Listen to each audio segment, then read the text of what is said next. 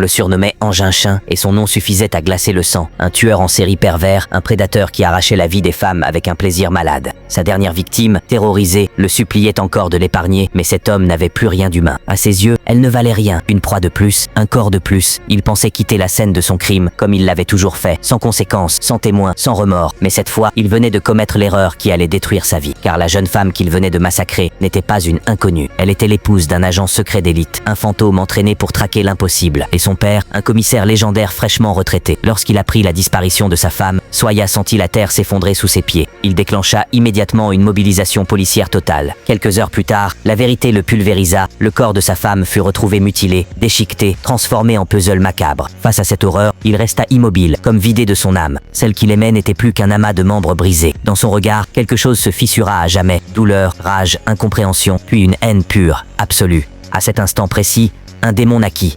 Soya savait que la loi ne ferait rien.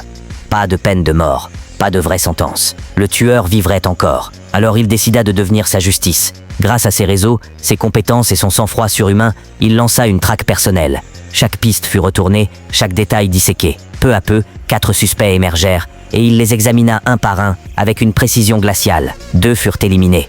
Puis un nom resta, Zhan Jinsheng. Et pendant que Soya approchait, Zhan Jinsheng, lui, avait déjà choisi sa prochaine victime. Une femme seule, la nuit, à un arrêt de bus. Le monstre allait frapper encore.